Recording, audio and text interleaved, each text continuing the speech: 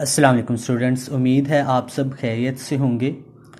आज हम एक नई एग्जाम्पल के साथ सिंपल पेंडुलम और एक्सप्लेन करेंगे कि हमारे पास जो सिंपल पेंडुलम है इसकी भी मोशन जो है वो सिंपल हार्मोनिक मोशन है। तो सबसे पहले बेटे हमें पता होना चाहिए कि सिंपल पेंडुलम क्या होता है। ये हमारे पास एक मैस m है। हमारे पास इसमें क्या रिक्वायर्ड होता है, मटेरियल क्या क्या रिक्वायर्ड होता है। हमारे पास एक मैस होता है और वो मैस यूजुअली हम क्या करते हैं, एक मेटेलिक बॉल जो है वो लेते हैं। सेकंड मेरा बेटा हमारे पास एक लाइट स्ट्रिंग होती है और उस स्ट्रिंग के साथ हम क्या करते हैं, उस मैस को बांध देते हैं। और थर्ड मेरा बेटा हमें एक चाहिए होती है फिक्स सपोर्ट चाहिए होती है जिसके साथ हम उस मैस को क्या कर सकें, बांध सकें। तो अब मेरा बेटा यहाँ से हमने एक रोप के साथ एक मैस को जो है जिसकी लेंथ L है उसके साथ बांध कर मेरा बेटा हमने लटका दिया। और हमें पता है कि इस बॉल का वेट जो है वो डाउनवर्ड एक्ट करेगा और यहाँ पर जो टेंशन है वो अपवर्ड एक्ट करेगी।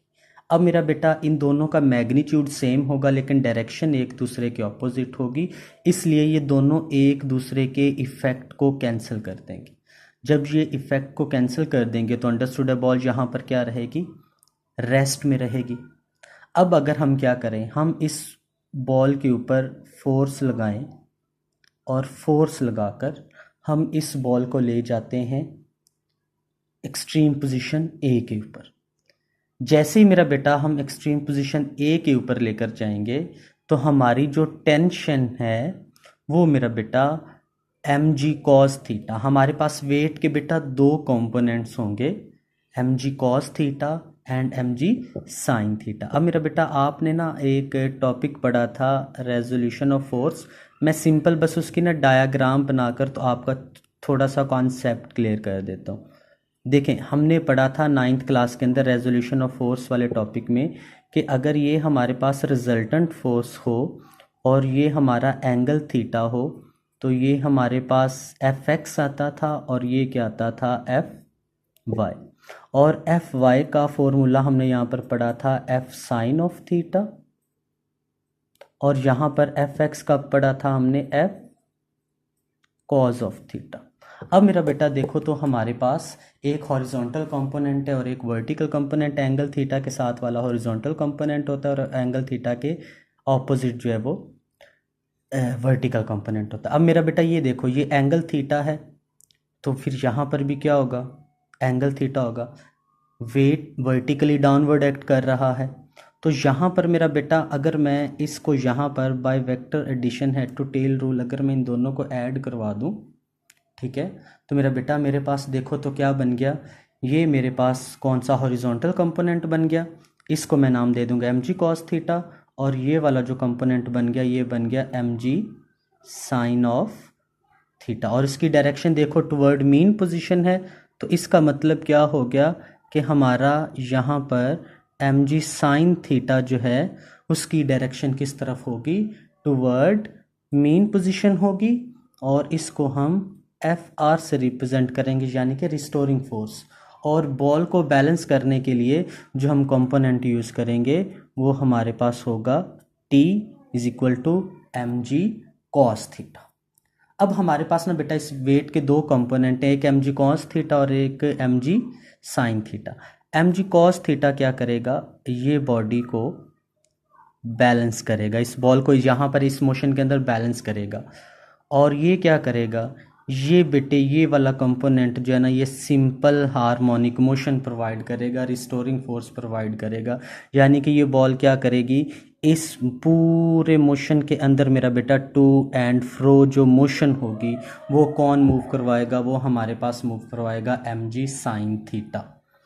अब मेरा बेटा मुझे आपने एक बात बतानी है, जैसे ही हम एक्सट्रीम पोजीशन पर लेकर जाएंगे, सबसे पहले चलिए हम स्टार्ट कर लेते हैं एट मीन पोजीशन। अब मेरा बेटा जब हम मीन पोजीशन की बात करेंगे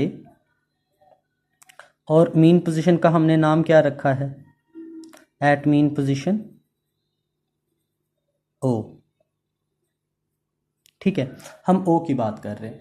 अब मेरा बेटा जब हम मीन पोजीशन की बात करेंगे तो यहाँ पर ना मीन पोजीशन के ऊपर सबसे पहला काम ऑब्वियसली आपको पता है कि ये बॉल जो है वो क्या है, रेस्ट पे है। अगर ये मेरा बेटा रेस्ट पर है तो इट मीन्स दैट कि हमारी जो टेंशन है वो मेरा बेटा किसके इक्वल है, वेट के इक्वल है।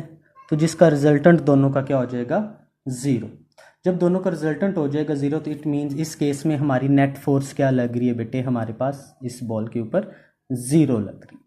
उसके बाद मेरा बेटा हम क्या करेंगे, अगर हमारे पास जो एम जी कॉस थीटा है वो बॉडी को बैलेंस कर रहा है और एम जी साइन थीटा जो है वो रिस्टोरिंग फोर्स कर रहा है, तो इसका मीन दैट हमारे पास जो बॉडी है वो हमारे पास मीन पोजीशन के ऊपर ऑलवेज जो है वो रेस्ट की फॉर्म में रहेगी।